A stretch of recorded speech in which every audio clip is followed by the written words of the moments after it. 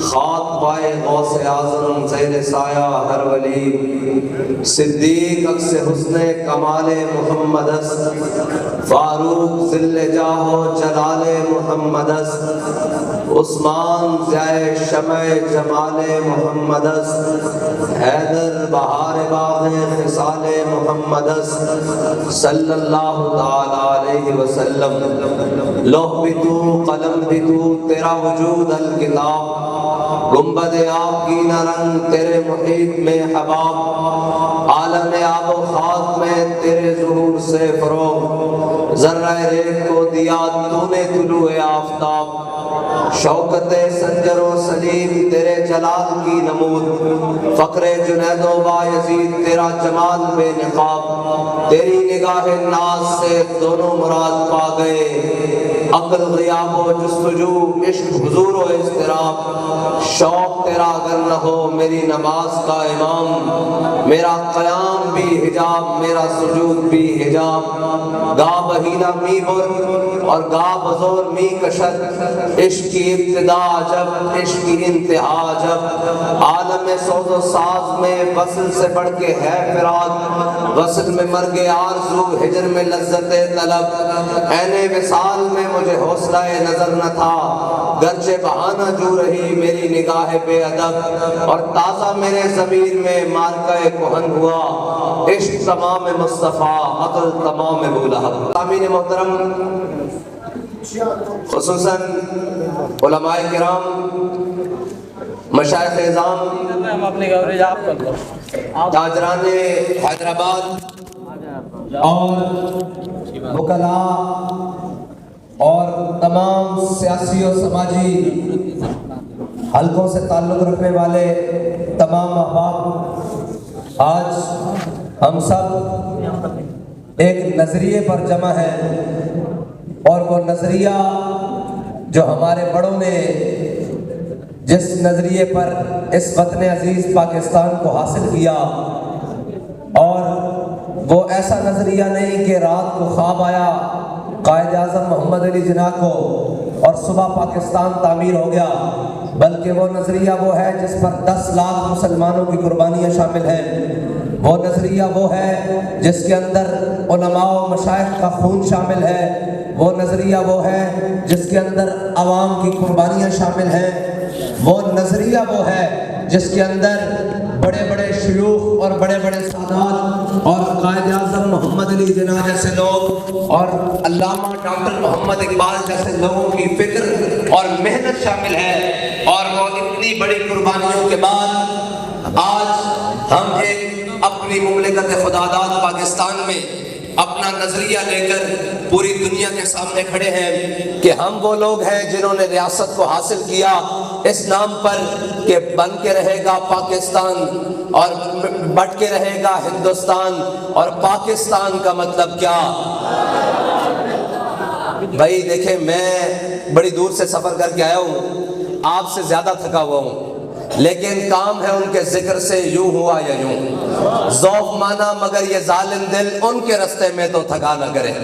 ہماری منزل بڑی دور ہے اور ہم نے اس منزل تک جانا ہے، دل کو پانا ہے جس کا خواب ہمارے بڑوں نے دیکھا تھا کہ ایک علیحدہ ریاست ہوگی، اس ریاست کے اندر اسلام کا نظام ہوگا اور ہم اپنے تشخص کے ساتھ وہاں جئیں گے اور اپنا نظام چلائیں گے اور پوری دنیا کو یہ باور کرائیں گے کہ ہم ہیں وہ محمد عربی کے غلام جو دنیا کی امامت کرنا بھی جانتے ہیں، دنیا کو امن دینا بھی جانتے ہیں، دنیا کو عزت دینا بھی جانتے ہیں، اور تمام اقوام عالم کو اکٹھا رکھنا بھی جانتے ہیں۔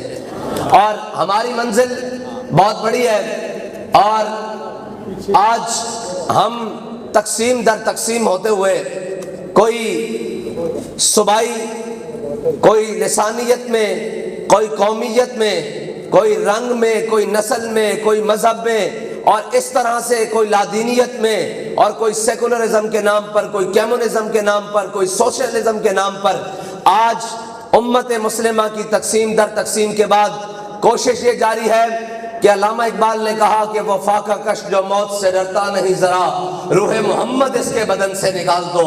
آج افرنگی سامراج تقریباً 100 سال حکومت کرنے کے باوجود اپنی باقیات ہمیں دینے کے بعد بھی آج اس کی باقیات یہ اس بات پر تلی ہوئی ہے کہ یہ پاکستان اسلام کے نام پر نہیں بنا، یہ پاکستان تو روٹی اور کپڑا اور مکان کے لیے بنا ہے۔ یہ پاکستان جناب ایک نعرہ لگایا رات کو اور صبح اٹھ کر پاکستان بن گیا، حالانکہ روٹی اور کپڑا مکان تو ہندوستان میں بھی مسلمانوں کو میسر تھا، اور ان کے گھر بھی تھے، جائیدادیں بھی تھیں، لیکن وہ اپنی جائیدادیں چھوڑ کر ہجرت کر کے لٹے پٹے قافلوں کے لیے لٹے پٹے قافلوں کے ساتھ پاکستان میں اس لیے آئے تھے، مہاجر بن کے اس لیے آئے تھے کہ پاکستان ایک ایسی سرزمین ہوگی جہاں ہمیں ہمارے دین کے مطابق ہمارا نظام ہوگا اور ہم وہاں آزاد زندگی بسر کر سکیں گے۔ سالوں کے اندر پچھلے 76 سالوں سے زائد عرصہ گزر جانے کے باوجود آج بھی ہمارے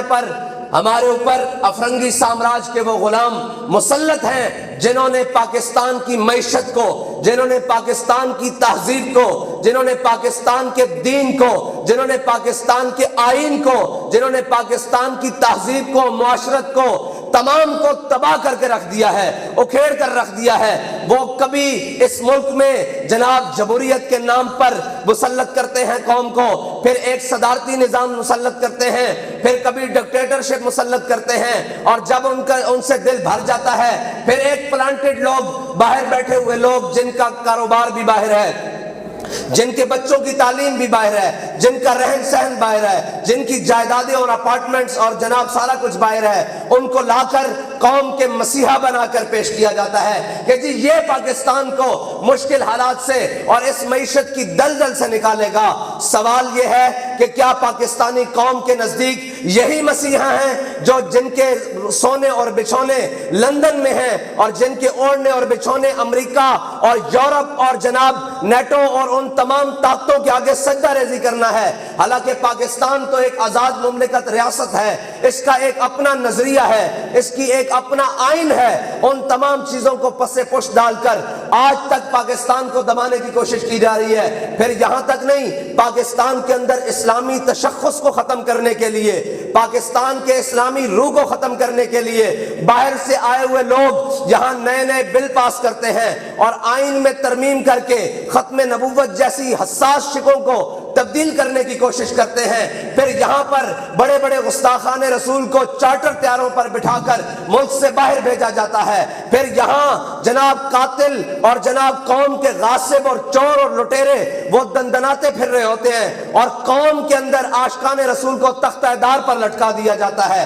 پھر قوم کی بیٹیوں کا عافیہ صدیقی کی صورت میں امریکہ کے حوالے کر کے سودا کیا جاتا ہے۔ قوم کی عزت، قوم کی غیرت کو غیروں کے ہاں رکھوا کر اور ڈالر کمائے جاتے ہیں۔ پاکستان ان مقاصد کے لیے تو حاصل نہیں ہوا۔ اس مملکت کے اندر تمام عاشقان رسول کے اوپر اور تمام غلامان مصطفیٰ جو کہ پاکستانی قوم بحیثیت غلامان مصطفیٰ پوری دنیا میں اپنا تشخص رکھتی ہے، ان کی عشق رسول کو مٹانے کے لیے اور ان کے عشق رسول کو قدغن لگانے کے لیے پھر پوری دنیا سے ایسے قوانین لائے جاتے ہیں، اور یہاں پر وہ لوگ پلانٹ کیے جاتے ہیں جو صبح شام بیٹھ کر کہتے ہیں کہ جی ناموس رسالت کا مسئلہ، ہم بھی بڑے عاشق رسول ہیں، ہم بھی بڑے عاشق رسول ہیں، لیکن جب ان کے عشق رسول کا جناب سامنے تصویر شائع ہوتی ہے تو ان کا عشق رسول نہیں ہوتا، بلکہ وہ عشق امریکہ اور عشق ڈالر میں اور عشق جناب یورپ اور عشق روس میں اور اپنی تمام قوم کی عزت رکھوالی رکھوا کر اور یہاں آ کر حکمرانی کرنے کے قابل ہو جاتے ہیں۔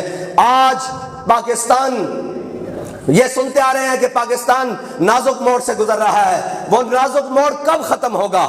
ڈکٹیٹرشپ آئی تو کہا گیا پاکستان نازک موڑ سے گزر رہا ہے، وہ گئے تو جناب یہاں پر بہت بڑے بڑے نامی گرامی سیاستدان آئے اور انہوں نے کہا جی پاکستان نازک موڑ سے گزر رہا ہے، وہ بھی چلے گئے۔ پھر اس کے بعد حکومتیں آئیں، حکومتیں در حکومتیں آئیں، 30 سال تک ادھر جناب ایک ایک صوبے پر ایک ایک جناب صوبے کے اوپر پوری جناب جماعتیں مسلط ہیں اور ان کا نازک دور ختم نہیں ہو رہا۔ نازک دور ان کا نہیں ہے، نازک دور تو قوم کا ہے۔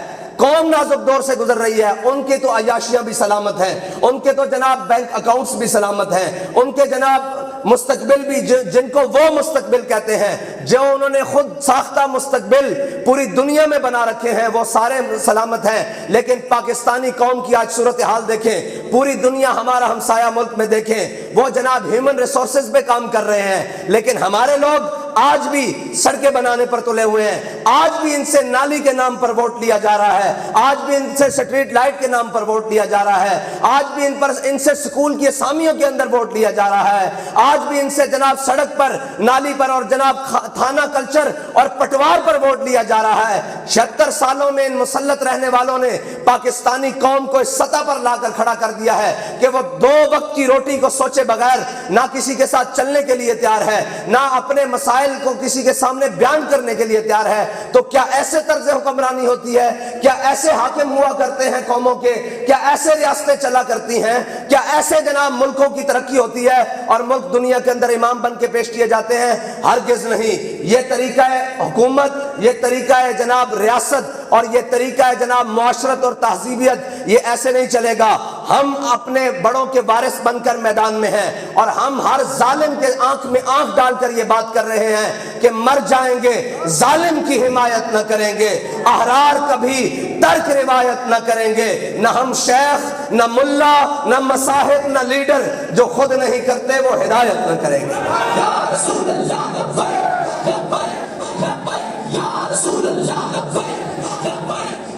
ہماری سیاست کے اصول، ہمیں باہر جا کر کسی سے پوچھنے کی ضرورت نہیں ہے کہ ہماری سیاست کی بنیاد کیا ہوگی اور ہم کس بنیاد پر سیاست کریں گے.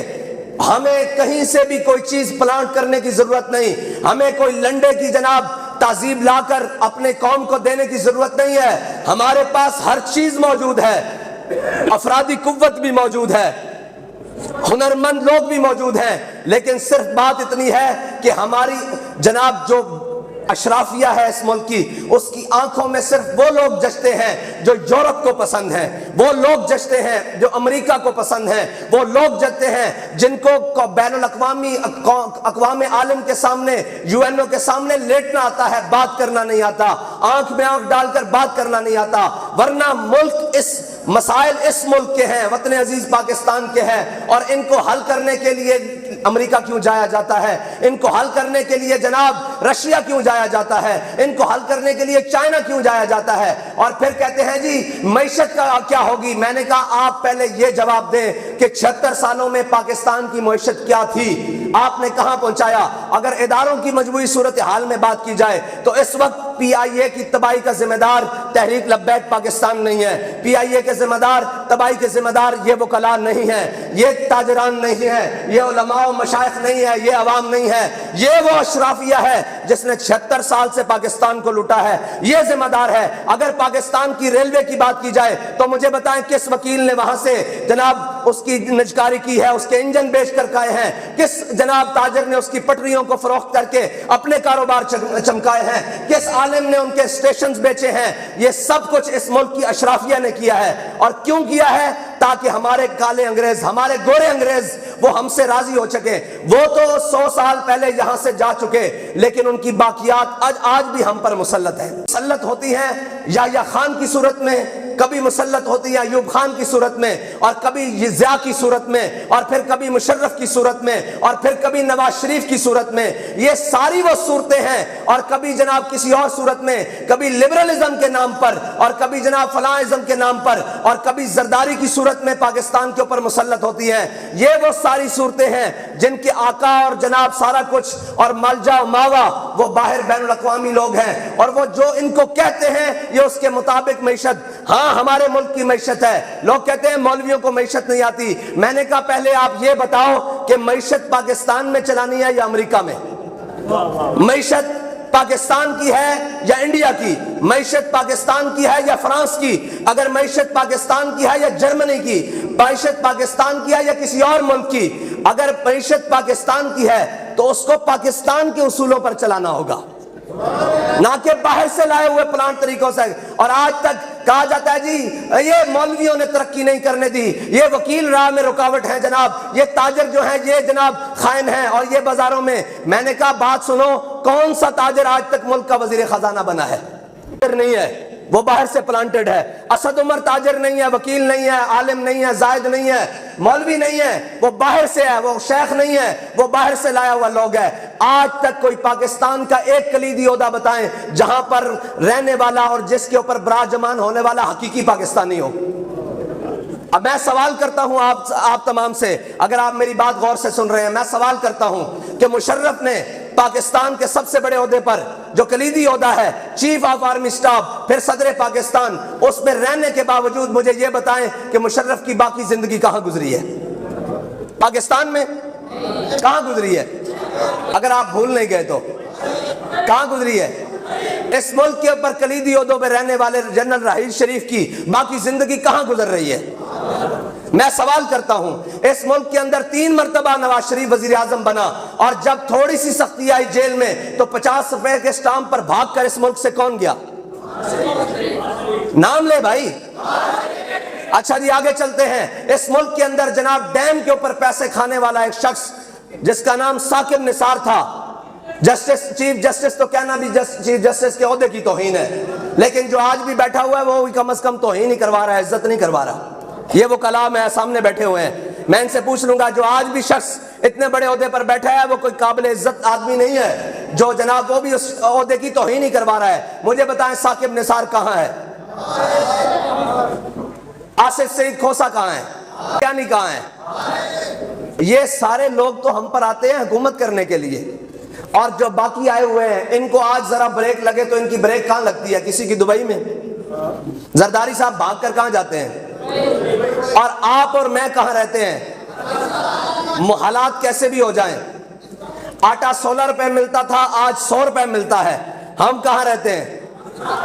پیٹرول جناب 60 روپے تھا, آج 230 روپے, 35 روپے, 40 روپے مل رہا ہے, اور ہم کہاں سے پیٹرول بھرواتے ہیں؟ بتائیں یار مجھے, تاکہ مجھے تو آسانی ہو یہ بات کرنے کی.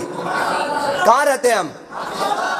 آج پاکستان کی جناب گھروں کے اندر, لائنوں کے اندر پانی نہیں آ رہا, ہم ٹینکروں کے ذریعے اپنے گھروں میں پانی ڈلواتے ہیں, اور ہم رہتے کہاں ہیں؟ ہمارے پینے والے پانی کیا فرانس سے اور جرمنی سے آتے ہیں یا پاکستان سے؟ تو پاکستانی یہ ہوئے یا ہم؟ تو ان کا ہم پر حکومت کرنا فرض ہے یا ہمارا حکومت اس ملک کے اوپر کرنا فرض ہے؟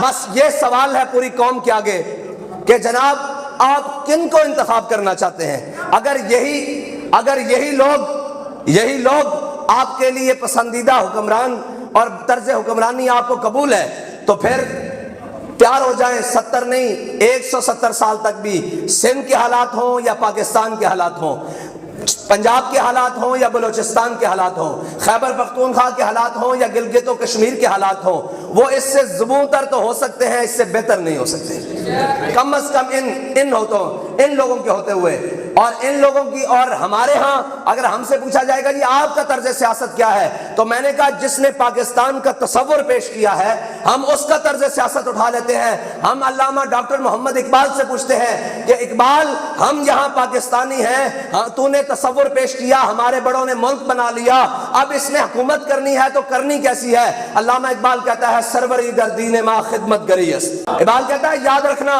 ہمارے نظریے میں حکومت کا صرف ایک ہی مقصد ہے, وہ ہے خدمت. اور اقبال خدمت کا طرز کیا ہے؟ وہ کہتا ہے عدل فاروقی و فقر حیدریت. کہتا ہے عدل فاروق اعظم والا ہونا چاہیے اور حکمرانوں کے لیے فقر حیدر کرار والا ہونا چاہیے.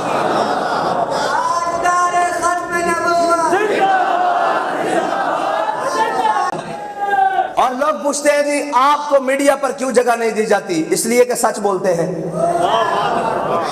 جس دن جھوٹ بولیں گے میڈیا کی زیب و زینت کے پہلے صفحے پر. 2 وجہ ہیں کہ تحریک لبیک میڈیا کے جناب ہاٹ ٹائم میں, جناب کیا کہتے ہیں, سپریم ٹائم کیا کہتے ہیں جی, پرائم ٹائم میں جب جناب تحریک لبیک کی خبریں آنا شروع ہو جائیں تو یا سمجھ لیجئے گا کہ ہم نے تحریک کا سودا کر دیا ہے, اپنے نظریے کا سودا کر دیا ہے, یا پھر دین تخت کے اوپر آ گیا ہے. دوسرا راستہ نہیں ہو سکتا. ابھی تو ہم بات کرتے ہیں, ہماری بات سنانے کے لیے کوئی تیار نہیں. ہماری بات اس لیے کہ سچ جو ہوتا ہے نا وہ بڑا مشکل چیز ہوتی ہے اور بڑا مختلف اور جناب ہوتا ہے. ہمارا ایک نظریہ ہے, ہم ایک اصول پر کھڑے ہیں. اگر ہم ان کے نظریے کو مان لیں, یہ تو وہی تھے جو 100 سال انگریز کے ساتھ مل کر ہمارے بڑوں کی مخبریاں کرتے رہے. اور میں نام نہیں لیتا، میں گزر جاتا ہوں، اس لیے کہ بعض لوگ پھر جناب بات کرتے ہیں کہ آپ آخری حد چھو جاتے ہیں۔ اس ملک کے وزارت خارجہ کے عہدے تک انگریزوں کا غلام، جس کے بڑوں نے 10-10 روپے پر مجاہدین جنگ آزادی 1857 کی مخبریاں کی تھی، وہ اس ملک کے وزارت خارجہ کے عہدے تک گیا ہے۔ لیکن جنہوں نے پاکستان بنایا تھا اور جن کے بڑوں نے قربانیاں دی تھی، آج تک ان کو دبا کر رکھا گیا ہے، اور جو پاکستان کے لیے ہجرت کر کے آئے، آج تک ان کو دبا کر رکھا گیا ہے، اور پھر ان کو لڑا دیا گیا ہے، کسی کو قوم کے نام پر، کسی کو رنگ کے نام پر، کسی کو عصبیت کے نام پر، کسی کو قومیت کے نام پر۔ اگر عصبیت اور قومیت اور رنگ پر ہم نے لڑنا ہوتا تو ہم ہندوستان سے کیوں آتے؟ اصل وطن تو ہمارا ہندوستان تھا۔ ہم اس کو چھوڑ کر اپنے باپ دادا کی قبروں کو، پاکستان اس لیے آئے تھے کہ پاکستان میں وہ نظام ہوگا جو کملی والے کا ہوگا، اور ہم اس نظام کے اندر رہیں گے۔ لیکن یہاں یہ نہیں پتا کہ یہاں سارے انگریز اور جناب یہود و نصارہ کے غلام آ جائیں گے۔ اور علامہ اقبال کہتا ہے تو بدل گیا تو بہتر کے بدل گئی شریعت۔ اقبال کہتا ہے تو نے اپنے آپ کو بدلا، اپنے ریاست کے اصولوں کو نہیں بدلنے دیا، اور جناب اس کو آئین کو نہیں جناب لاگو ہونے دیا۔ اقبال کہتا تو بدل گیا تو بہتر کے بدل گئی شریعت، کہ موافق تدرواں نہیں دین شہبازی۔ کہتا ہے تو نے اپنا ذہن بٹیروں جتنا لے لیا۔ بٹیرا سمجھتے ہیں؟ ممولا بٹیرا، بٹیرا ہی کہتے ہیں آپ کے ہاں۔ اقبال کہتا ہے جو بٹیرے ہوتے ہیں نا، بٹیرے، ان کی چھلانگ یہاں سے وہاں، وہاں سے وہاں، اور بس اتنی اڑان ہوتی ہے۔ اور کہتا ہے جس نظریے پر ہم آئے تھے اور جو نظریہ ہمارے بڑے لے کر آئے تھے وہ تو شاہینوں کا نظریہ تھا۔ بٹیرے کی چھلانگ تو یہاں سے وہاں تک ہوتی ہے، شاہین تو لوہے سپر کو بھی نہیں لاتا نگاہ میں۔ اور جب جناب بات کی جائے گی دنیا میں کہ پاکستانی معیشت کا کیا بنے گا، تو وہ ہمیں اٹھ کر یہ کہہ دیتے ہیں کہ جناب جب IMF ہمیں قرضہ دینا بند کر دے گا تو ہم چائنا کے پاس چلے جائیں گے، اور جب وہ قرضہ دینا بند کر دے گا تو ہم جناب رشیا کے پاس چلے جائیں گے، اور جو وہ بند کرے گا تو ہم نیٹو کے پاس چلے جائیں گے۔ پوری دنیا میں پوری پاکستانی قوم کا تعارف کروانے والے یہ حکمران ہیں جنہوں نے پوری پاکستانی قوم کا تعارف بھکاری کے طور پر کروایا ہے۔ آج ملک، وطن اور یہ ساری چیزیں، یہ پاکستان کی سڑکیں اور پاکستان کے ہوائی اڈے گروی رکھوانے والے کیا قوم ہے؟ مجھے یہ بتائیں کہ قوم ٹیکس نہیں دیتی، قوم اپنا کما کر روزانہ نہیں کھاتی، سیلاب آئے تو قوم پیسے اکٹھے کر کے نہیں دیتی، کرونا آئے تو قوم اپنے جناب پاکستانی عوام کی مدد نہیں کرتی۔ کوئی ایسی ایک جگہ بتائیں کہ جناب پاکستان میں اس وقت فلاحی اداروں میں چلنے والے جناب بہت بہت بڑے ادارے ہیں، کیا قوم ان کو پیسے نہیں دیتی؟ قوم ان کو ڈونیشن نہیں دیتی؟ لیکن آج حالت یہ ہے کہ اسی قوم کو پوری دنیا کے سامنے بھکاری بنا کر پیش کیا گیا ہے۔ اور پاکستان کا ٹوٹل خسارہ کتنا ہے؟ 4000 ارب روپے، جو سود کی قسط میں، مد میں۔ اب یہ باتیں لوگوں کو بڑی عجیب لگ رہی ہوں کہ مولوی معیشت پر بات کرتے ہیں۔ مولوی معیشت جانتے ہیں اور بڑے اچھے طریقے سے جانتے ہیں۔ جن کو قل واللہ پڑھنی نہیں آتی وہ ہم سے پوچھتے ہیں کہ معیشت کیسے چلے گی۔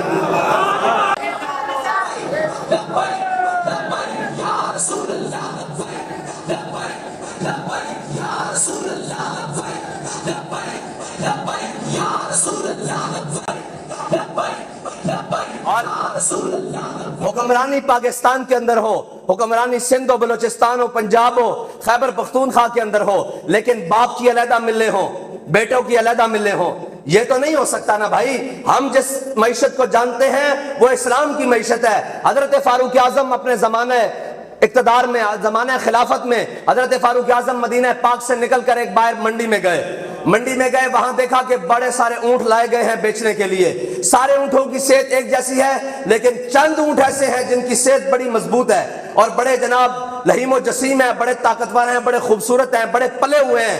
انہوں نے کہا، حضرت فاروق اعظم نے پوچھا یہ اونٹ کس کے ہیں؟ انہوں نے کہا یہ اونٹ آپ کے بیٹے عبداللہ بن عمر کے ہیں۔ انہوں نے کہا یہ اونٹ یہاں کیا کر رہے ہیں؟ انہوں نے کہا آپ کے بیٹے نے یہاں کسانوں سے بات کی ہوئی ہے، وہ اپنے اونٹ یہاں بھیجتے ہیں اور کسان یہاں پالتے ہیں، پھر جو نفع آتا ہے وہ عبداللہ بن عمر لے جاتے ہیں اور جو قیمت ہوتی ہے کچھ بچت وہ ان کسانوں کو دے جاتے ہیں۔ حضرت فاروق اعظم نے کہا عبداللہ بن عمر کو یہیں پر بلاؤ، اسی منڈی کے اندر ابھی طلب کرو اپنے بیٹے کو۔ کہا ادھر آؤ بیٹے۔ انہوں نے کہا ہاں بھائی یہ باقی اونٹ کھڑے ہوئے ہیں، ان کی صحت اتنی اچھی نہیں ہے، تمہارے اونٹوں کی اچھی کیوں ہے؟ اسی چراگاہوں میں یہ باقی سارے اونٹ بھی چرتے ہیں اور وہی اناج کھاتے ہیں جو تمہارے اونٹ کھاتے ہیں، لیکن ان کی صحت اچھی کیوں ہے؟ تو انہوں نے کہا جناب ذرا زیادہ خیال رکھتے ہیں کسان میرے اونٹوں کا۔ تو حضرت فاروق اعظم کہنے لگے تمہارے اونٹوں کا کسان زیادہ اس لیے خیال رکھتے ہیں کہ تم خلیفۃ المسلمین کے بیٹے ہو، امیر المومنین کے بیٹے ہو، اس لیے تمہارے اونٹوں کا خیال زیادہ رکھا جاتا ہے۔ ابھی ان اونٹوں کو فروخت کرو اور جو ان کی قیمت ہے ان کے برابر قیمت تم رکھ لو، جو باقی زیادہ قیمت میں یہ بک رہے ہیں وہ جا کے بیت المال میں جمع کرواؤ۔ کے قائل ہیں بھائی، ہم تو اس نظام کے قائل ہیں کہ حضرت جناب سیدنا صدیق اکبر اپنے گھر میں کھانا کھا رہے ہوں اور ایک دن ان کا دل کرے وہ اپنی زوجہ کو کہیں، اپنی بیوی کو کہیں کہ آج گھر میں کھانے کو کوئی میٹھا ہے، تو ان کی زوجہ کہیں کہ جناب جتنی تنخواہ ملتی ہے نا اس سے صرف گھر کا کھانا 2 وقت کا پورا ہوتا ہے، میٹھے نہیں بنتے جتنی آپ تنخواہ لے کر۔ جیسے ایک طریقہ کار ہوتا ہے ایک خاتون کا اپنے خاوند سے بات کرنے، انہوں نے کہا جناب کی جتنی تنخواہ ہے اس سے 2 وقت کا کھانا پورا ہوتا ہے، میٹھے نہیں بنتے۔ انہوں نے کہا اچھا ٹھیک ہے۔ کچھ دن بعد دیکھا تو کھانے کے ساتھ میٹھا بھی آیا، تو حضرت جناب سیدنا صدیق اکبر نے کہا اپنی زوجہ سے، کہا کہ کیا ہمارے ہمسایوں میں کوئی خوشخبری آئی ہے، کسی کے ہاں کوئی ولادت ہوئی ہے، کسی کے ہاں کوئی شادی کا موقع ہے کہ ان کی طرف سے یہ ہمارے پاس میٹھا آیا ہے؟ انہوں نے کہا نہیں نہیں ایسی بات نہیں، آپ کو جتنی تنخواہ ملتی ہے نا روزانہ، ایک ایک پیسہ، ایک ایک پائی، ایک ایک ٹکا میں روزانہ بچاتی رہی ہوں، اور آج اتنے پیسے جمع ہو گئے تھے کہ میٹھا بھی کھانے کے ساتھ تیار ہو جاتا۔ تو حضرت جناب سیدنا صدیق اکبر نے وہ میٹھا کھایا نہیں، اٹھ کے بیت المال کی طرف گئے، بیت المال کی طرف گئے اور جا کر کہا کہ اتنے ٹکے، اتنے پیسے، اتنی پائی صدیق کی تنخواہ سے کم کر دیا جائے، کیونکہ صدیق کا اس کے بغیر گزارا ہو سکتا ہے۔ ایسے کر کے اپنا مال تجارت، اور یہ تو لوگوں کو بتایا نہیں نا یار دین، قصور ہمارا بھی ہے اس لیے کہ ہم نے بتایا ہی نہیں دین۔ لوگ پوچھتے ہیں اسلام کیا ہے، میں نے کہا سیدنا صدیق اکبر کا پہلا خطبہ آپ جا کے UN میں سنا دیں، اسلام کا پتہ لگ جائے گا۔ سنا دیتا ہوں حضرت جناب سیدنا صدیق اکبر کا پہلا خطبہ۔ آپ خلیفہ بنے تو آپ نے آ کر پہلے سب لوگوں کو جمع کیا اور کہا ایھا الناس فإنی قد ولیت علیکم ولست بخیرکم فإن أحسنت فأعینونی وإن أسأت فقومونی الصدق امانۃ والکذب خیانۃ والضعیف فیکم قوی عندی حتی ارجع حقہ ان شاء اللہ تعالی علیہ والقوی فیکم ضعیف عندی حتی آخذ الحق منہ ان شاء اللہ تعالی علیہ لا يدع قوما الجہاد فی سبیل اللہ الا خذلهم اللہ بالبلاء ولا تشیع الفاحشۃ الا عمهم اللہ بالذل اطیعونی ما اطعت اللہ ورسولہ فإن عصیت فلا طاعۃ لی قوموا الی صلاتکم یرحمکم اللہ۔ یہ ہے پہلا خلیفہ، یہ ہے پہلا خلیفہ اور یہ ہے چارٹر آف اسلام۔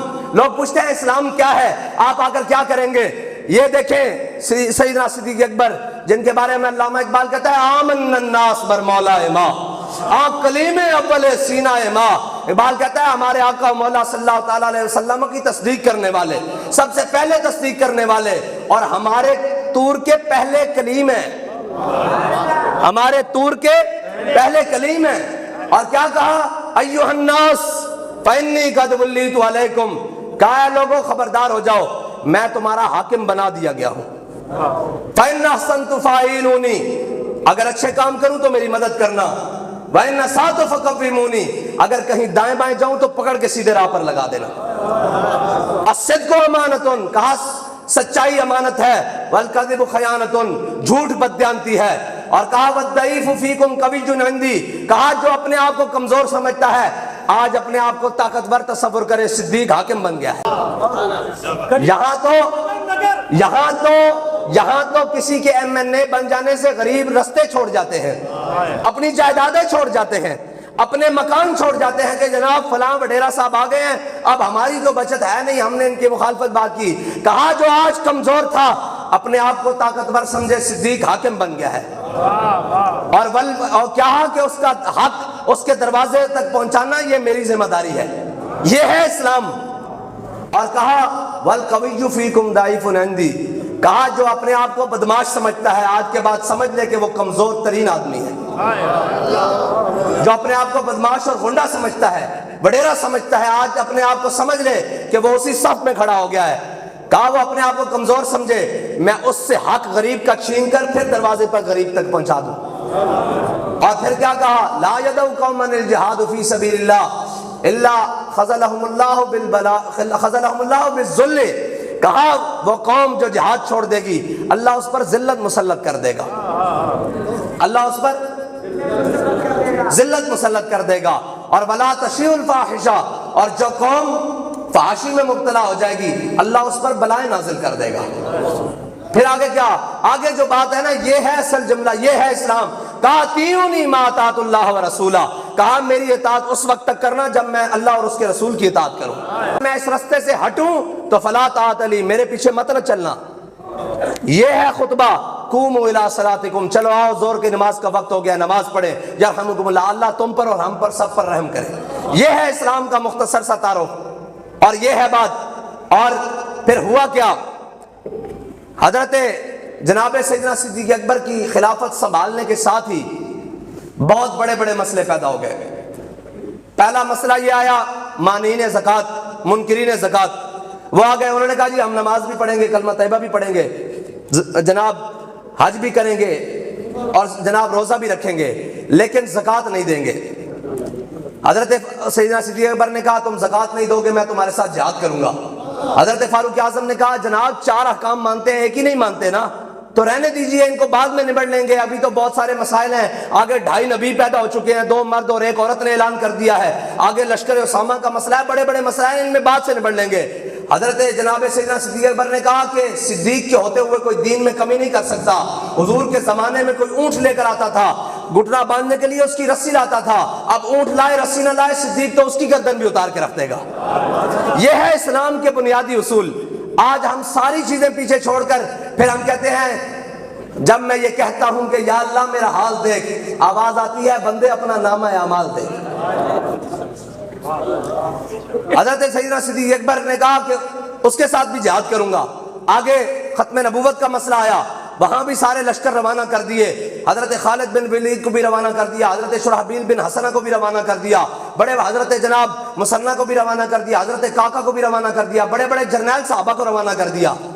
آگے مسئلہ آ گیا ایک بہت عجیب، یہ ہے بدلے گا زمانہ لاکھ مگر قرآن نہیں بدلا جائے گا، اے قول محمد قول خدا، فرمان نہیں بدلا جائے گا۔ ہم کہیں کہ 76 سال سود چلا کر اور سود کا سارا نظام چلا کر، اور بعد میں ہم کہیں کہ اسلامی جمہوریہ پاکستان، تو اقبال کہتا ہے کہ گلا جفائے وفا نما، حرم کو جو اہل حرم سے ہے، کسی بت کدے میں بیان کروں تو صنم بھی کہہ دے ہری ہری۔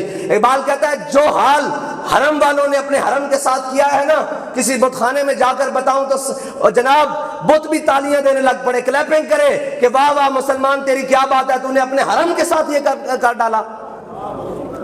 اور جناب آج علامہ اقبال نے بھی دیکھا نا سارا کچھ باہر، اور اس نے بھی یورپ میں دیکھا، مسلمانوں کو بھی دیکھا اور ان کی حالات بھی دیکھے اور ان کے حکمرانوں کی طرز حکمرانی بھی دیکھی، تو وہ پیٹھ اٹھا کہنے لگا مکتبوں میں کہیں رعنائی افکار بھی ہے، خانقاہوں میں کہیں لذت اسرار بھی ہے، منزل رہنما دور بھی دشوار بھی ہے، اس قافلے میں کوئی قافلہ سالار بھی ہے۔ کہنے لگا میں مکتبوں میں گیا، وہاں بھی بلڈنگز کی باتیں ہو رہی تھی، وہاں بھی جناب پلاٹوں کی باتیں ہو رہی تھی، وہاں بھی ڈیفنس اور جناب بحریہ میں پلاٹنگ کے حوالے سے باتیں ہو رہی تھی، وہاں کبھی بھی نظام کے بارے میں بات نہیں ہو رہی تھی۔ کہتا ہے میں وہاں سے اٹھا اور خانقاہ میں گیا، خانقاہ والوں کی جب بات سنی تو وہاں بھی V8 اور فارچونر کی باتیں ہو رہی تھی، دین مصطفیٰ کی بات نہیں ہو رہی تھی۔ بات کہتا ہے میں مکتبوں میں کہیں رعنائی افکار بھی ہے، خانقاہوں میں کہیں لذت اسرار بھی ہے، منزل رہنما دور بھی دشوار بھی ہے۔ کہتا ہے تیری منزل تو فلسطین تھی، نہیں سمجھ آئی؟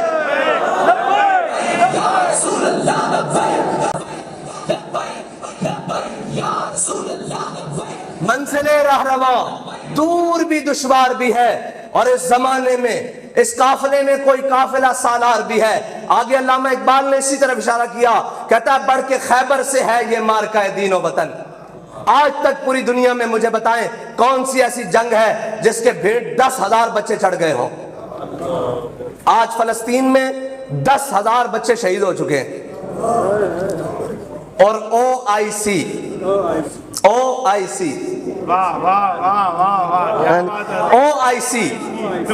وہ، اور یہ علامہ اقبال پھر اقبال کی بات اس لیے کرتے ہیں کہ اس نے چھوڑا کوئی جناب موضوع نہیں ہے جس پر اس نے نہ سمجھایا امت کو کہ یہ کیا. وہ کہنے لگا یہ تمہیں ان سے امید ہے, یہ جو OIC میں کھڑے ہیں تامن اسلامی مردے, ممالک نہیں ہے بھائی, ممالک نہیں ہے, یہ مردے ہیں.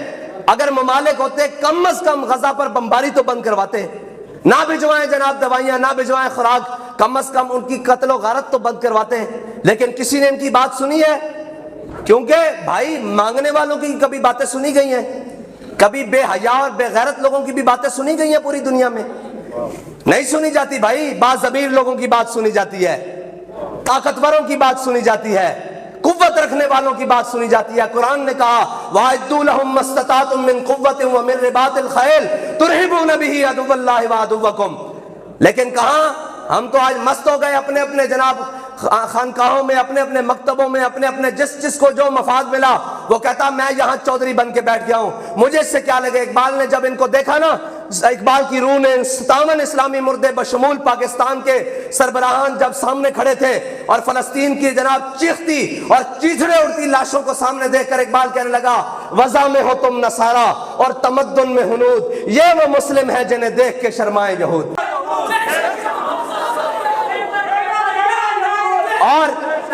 اور آگے کیا کہا علامہ نے جو اس موضوع پر کہا, کہتا ہے بڑھ کے خیبر سے ہے یہ مارکہ دین و وطن. یہ جو اب مارکہ چل رہا ہے, غزہ میں چل رہا ہے, فلسطین میں چل رہا ہے, کہتا ہے بڑھ کے خیبر سے ہے یہ مارکہ دین و وطن. اس زمانے میں کوئی حیدر کرار بھی ہے؟ کہتا ہے کوئی ہے تم میں حیدر کرار؟ کون حیدر کرار؟ مولا کائنات عمر بن عبد ود آیا اور خیبر کا بدماش آیا. جیسے آج نیتن یاہو ہے نا, اس وقت یہودیوں کا عمر بن عبد ود تھا, بدماش پورا طاقتور. اور اس نے آ کر پکارا, اس نے کہا ہے کوئی مدینے والوں میں جو میرا مقابلہ کرے, ہے کوئی طیبہ والوں میں جو میرا مقابلہ کرے. اس نے جب للکارا تو حضرت مولا کائنات نے حضور سے عرض کی یا رسول اللہ مجھے اجازت ہے میں اس کے مقابلے میں جاؤں. حضور نے خود دستار باندھی مولا کائنات کو, اور جب مولا کائنات چلے نا تو اس نے کہا مدینے والوں جان لو میرا نام مرحب ہے, میں 1000 کے مقابلے میں اکیلا آتا ہوں اور میں فلاں ہوں, میں فلاں ہوں. تو مولا کائنات نے یہ نہیں کہا کہ ہم امن والے مسلمان ہوتے ہیں, کوئی بات نہیں ہم دعا کر سکتے ہیں آپ کے جناب ان کے لیے. کہا نہیں, اگر تیرا نام مرحب ہے نا تو ان الذی سمتنی امی حیدرا, فرمایا تیرا نام مرحب ہے, میری ماں نے میرا نام حیدر رکھا, جھاڑیوں کا شیر.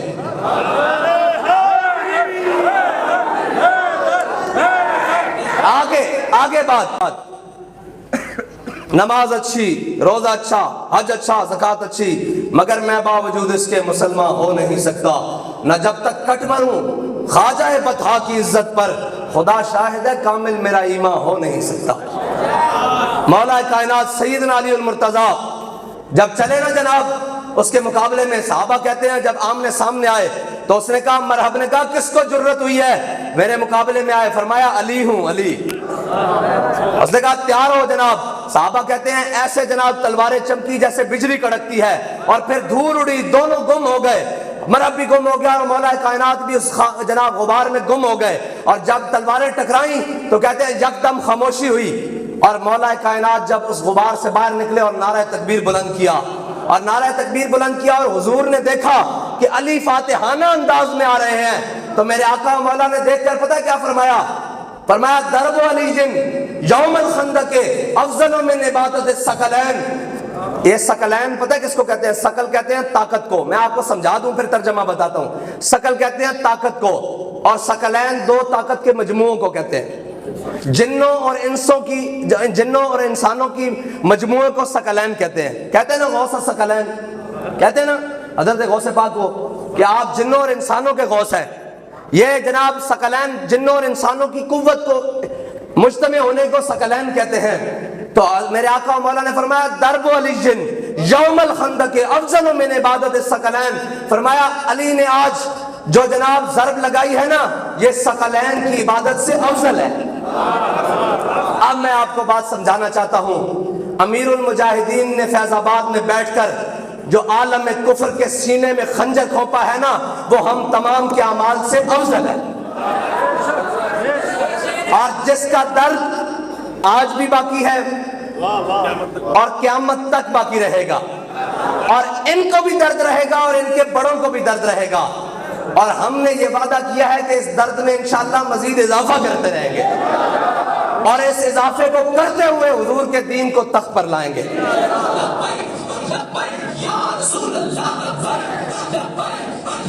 اتنی سی بات ہے کہ حالات کبھی بھی سازگار نہیں ہوئے۔ حالات تو تب بھی سازگار نہیں تھے جب 8 تلواریں تھی اور سامنے 313 بندہ اور سامنے جناب 1000 بندہ۔ حالات تو تب بھی سازگار نہیں تھے۔ حالات تو مقام شوت سے جب منافق واپس آ رہے تھے، 700 صحابہ تھے اور میرے آقا مولا احد کے میدان میں جا رہے تھے اور بیچ میں سے غداری کر کے واپس آ رہے تھے، تو حالات تو تب بھی سازگار نہیں تھے۔ حالات تو تب بھی سازگار نہیں تھے جب کھانے کے لیے کچھ نہیں تھا، پیٹ پر پتھر باندھ کر خندق کھودی جا رہی تھی۔ حالات کبھی بھی سازگار نہیں ہوئے۔ اگر امیر المجاہدین دیکھتے کہ حالات سازگار ہوں تو وہ تو ویل چیئر پہ بیٹھے ہوئے تھے، ان کو تو شریعت اجازت دیتی ہے، رخصت کی اجازت دیتی ہے، لیکن یاد رکھنا رخصت والوں کا کبھی تاریخ میں نام نہیں لکھا جائے گا۔ ہم سب مٹ جائیں گے، یہ 57 کے 57 اسلامی ممالک یہ تمام یہ مٹ جائیں گے، لیکن رخصت والوں کا نام نہیں لکھا جائے گا۔ جب بھی قیامت تک نام لکھا جائے گا تو حماس والوں کا نام لکھا جائے گا۔ یہ یاد رکھیے گا، رخصت والوں کو کبھی کسی نے کبھی نہیں پوچھا، آج تک کبھی نہیں پوچھا۔ کون جانتا ہے کون ہوگا؟ ہمیشہ تاریخ فاتحوں کو یاد رکھتی ہے۔ اور جب ہلاکو خان آیا نا بغداد میں، تو اس نے خلیفہ کو سامنے بٹھایا، اس کو قید کر لیا، اور اس کا محل یہ تو کچھ نہیں، صاف ظاہر ہے سونے کی کھڑکیاں تھیں اور بڑے بڑے عالی شان پردے اور محمل بچھا ہوا اور حریر اور ریشم کے کپڑے اور جناب سونے کی تشتریاں اور برتن، سارا کچھ اس نے جب دیکھا نا تو اس نے سارے سونے جواہرات خلیفہ کے سامنے لا کے رکھ دیے۔ اس نے کہا اس کو کھاؤ۔ اس نے کہا میں ان کو کھا تو نہیں سکتا۔ اس نے کہا تم نے ان لوہے کی کھڑکیوں کو پگھلا کر تلواریں کیوں نہیں بنائی تاکہ تم میرا مقابلہ کر سکتے؟ ان جناب سونے اور جواہرات کے ان اپنے سپاہیوں کو کیوں نہیں دیے تاکہ وہ میرے دلیری سے مقابلہ کرتے؟ اور تم نے یہ سارا کچھ کیوں کیا؟ نرم اور جناب ریشم اور حریر کے کپڑوں میں آرام سے بیٹھے رہے، کیوں بیٹھے رہے؟ تم میدان میں کیوں نہیں آئے تاکہ تمہاری پیٹھ گھوڑے کے پیٹھ کے ساتھ چپکی رہتی اور مجھے مزہ آتا مقابلہ کرتے ہوئے؟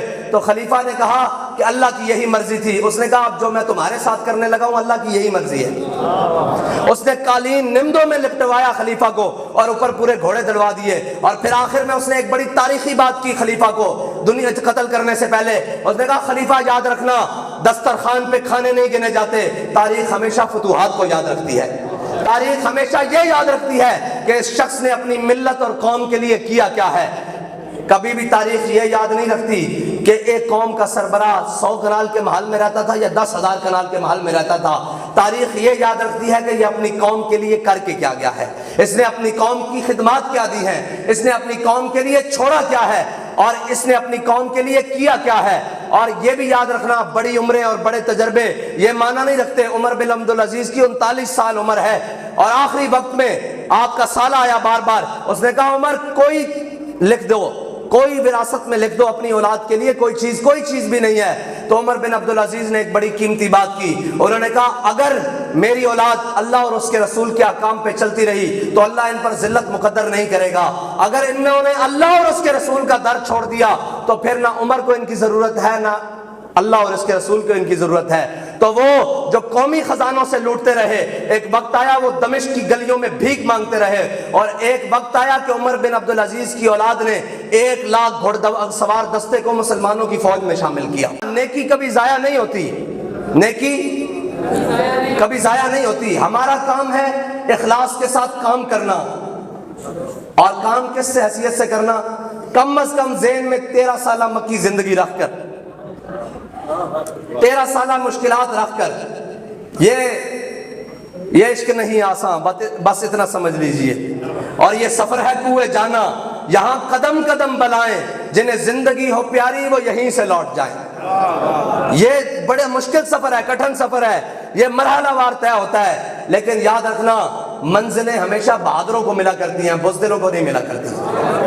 ہاں، اور ہم نے اپنے قائد سے، اپنے نظریے سے یہ وعدہ کر رکھا ہے کہ جیسے بھی حالات آ جائیں، جو بھی ہو جائیں، خوف آ جائے، غم آ جائے، شہادت آ جائے، موت آ جائے، کل عدم ہو جائیں، کہ قرآن نے کیا کہا ہے وَلَنَبْلُوَنَّكُمْ بشیء من الخوف والجوع ونقص من الاموال والانفس والثمرات، میں تمہیں ضرور آزماؤں گا بشیء من الخوف، خوف طاری کر کے، والجوع بھوک دے کر، ونقص من الاموال تمہارے مالوں میں گھاٹا کر کے، والانفس تمہاری کچھ جانیں لے کر، والثمرات کل عدم کر کے۔